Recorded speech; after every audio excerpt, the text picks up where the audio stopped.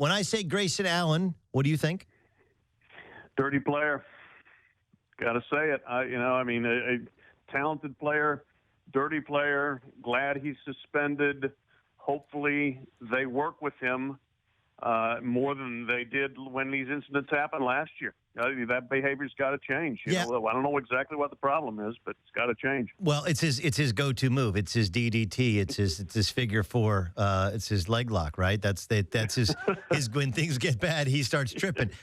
Okay, so isn't the bigger issue, or isn't the fact that they had an opportunity to sit him down last year, or say something last year, and Krzyzewski was defiant as he was last night before he suspended him indefinitely today, and though we don't know what level of deterrence, and look, I understand you can run a guy till his ankles smoke in practice, and maybe that does a little bit more than sitting a guy, which hurts an entire team. But isn't that kind of what makes there maybe more vitriol? Is you had it twice last year, Coach K. Had you simply sat him down for a substantial portion of time, like a game, maybe he would have learned his lesson. Yeah, absolutely. I mean, you were an athlete and you played it.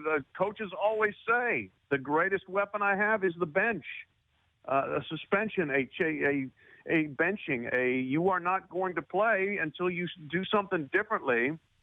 Gets through better than anything else you can do to them. And yeah, Duke didn't do anything last year, and there was a defensive posture, which, I wrote a little bit about this today, is, Duke has this very highly maintained image of doing the right thing and doing it the right way. And I think sometimes that becomes a detriment to the point where when you have somebody that isn't doing it the right way, you almost can't even admit it to yourself and then address it and take care of it, because it's just so foreign. Wait, we're Duke. We don't do things like that. Well, yes, you got a guy that's now done it 3 times. You do have somebody that'll do something like that will play dirty and play cheap, and so you got to face it and you got to do something about it. And now they finally will. Okay, so what's the appropriate number of games?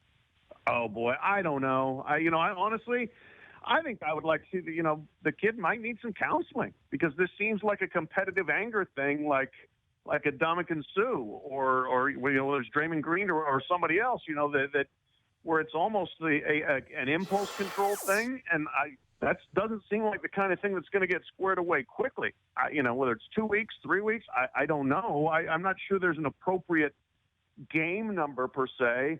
I think you have to make sure that it gets through to his head that what he's done is unacceptable. I don't know what that length of time is.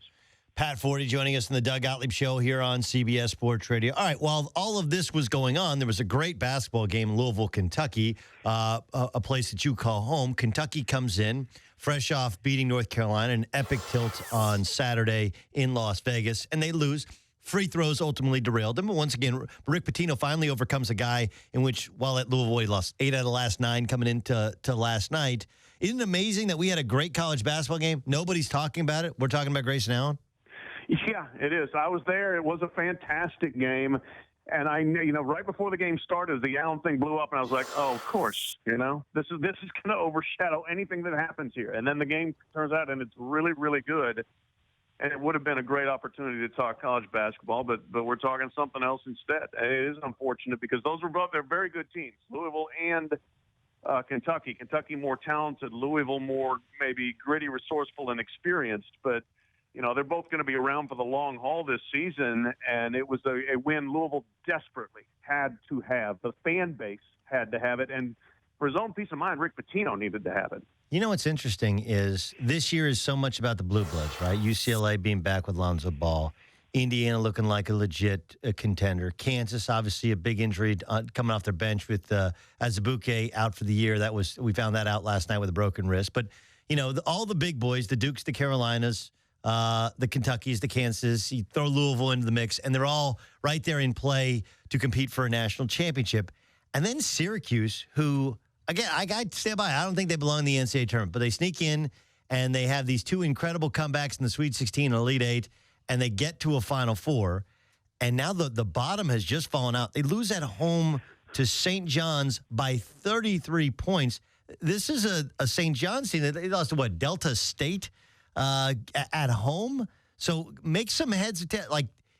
Is this the way it's going to end for Boeheim? He's got 1 year left, supposedly, before he retires. They had some bizarre losses last year, and they're worse this year. What's your take on that program?